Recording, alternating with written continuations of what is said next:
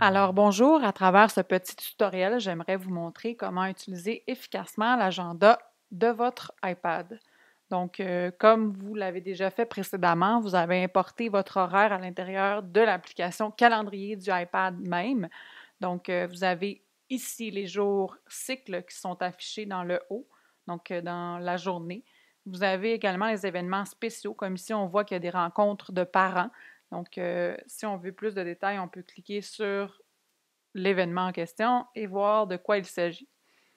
Ensuite, vous avez une plage qui est à 7 heures tous les matins qui s'appelle Notes et événements. Cette plage-là, vous ne pouvez rien faire avec celle-ci, donc vous pouvez seulement en voir les détails. Et ce sont vos enseignants, votre direction et les membres du personnel qui peuvent écrire à l'intérieur et ça s'affiche automatiquement dans votre application calendrier. Comme ici, on peut voir le jeudi 12 septembre qu'il y a quelque chose d'inscrit qui s'intitule Début de l'inscription à l'escouade des clics. Si on appuie sur Détails, on peut avoir les détails de celle-ci.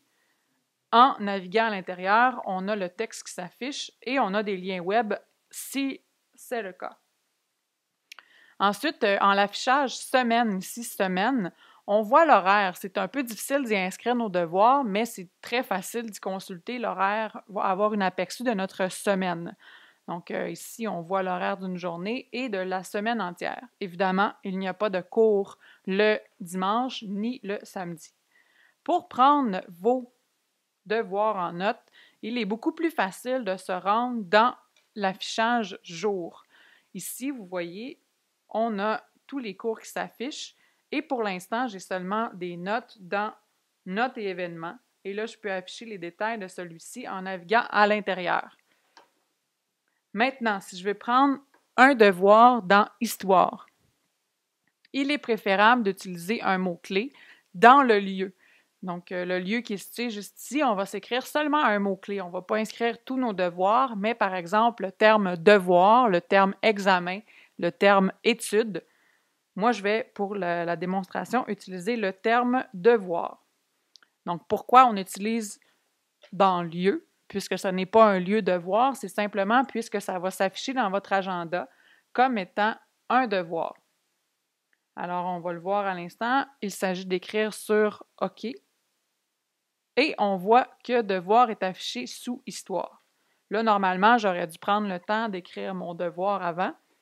Donc, je dois faire la page 23, désolé, 23 à 25.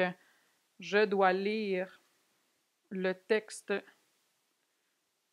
point, point, point. Et ne vous en faites pas, il y a suffisamment de place, donc vos enseignants peuvent vous donner le nombre de devoirs qu'ils désirent.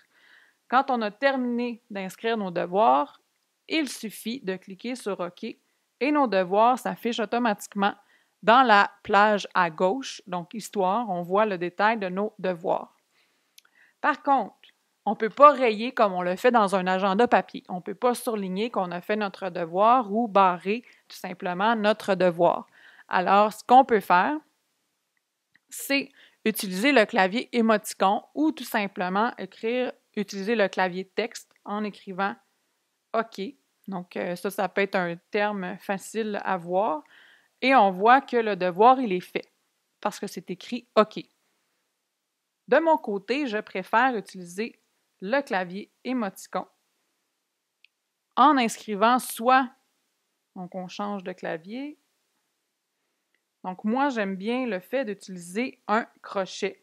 Par exemple, je vais venir dans ceux que j'utilise le plus fréquemment et je vais utiliser le crochet pour dire que mon devoir est complété. Et je clique sur OK. Alors voilà, c'est très visuel, on voit que mon devoir est fait. Il y en a d'autres qui préféreraient utiliser le sourire, le bonhomme avec le visage rouge pour indiquer qu'ils ont eu de la difficulté dans leur devoir. Donc, ce sera à vous de vous donner un code. Aussi, certains élèves ont à l'occasion à visiter le laboratoire dans les cours de sciences. Pas certains, mais tout le monde. Donc, à côté du titre Sciences, pour vous donner un code que vous devez vous rendre au laboratoire pour votre cours de sciences, il suffit de mettre, par exemple, un microscope à côté du mot science et cliquer sur OK. Et je trouve que c'est un code relativement visuel qui vous indique que vous devez vous rendre au laboratoire de sciences en sciences. Par exemple, si vous avez besoin d'outils spécifiques en mathématiques, comme votre kit de géométrie, vous pourriez aller fouiller dans les petits émoticônes pour y inscrire quelque chose qui correspond aux outils mathématiques. J'ai vu certains élèves aussi qui avaient utilisé en français, par exemple, lors de périodes de bibliothèque, ils allaient à la bibliothèque, évidemment, et ils ont mis un livre à côté du titre français pour indiquer qu'ils allaient à la bibliothèque. Il vous est possible aussi d'indiquer lors du dîner si vous avez des événements spéciaux. Par exemple, si vous avez une activité de Noël, vous pourriez écrire à côté du titre dîner, mettre un sapin de Noël pour vous indiquer que vous avez une activité spéciale. Alors, vous avez ensuite l'affichage mois qui vous permet de voir le mois. C'est un peu étourdissant, évidemment, puisque vous avez toutes vos matières qui s'affichent à chaque jour. Donc, c'est le mode à utiliser le moins possible. Vous avez l'année et vous avez liste qui peut être intéressant aussi à utiliser pour voir la liste de vos cours de toute la semaine.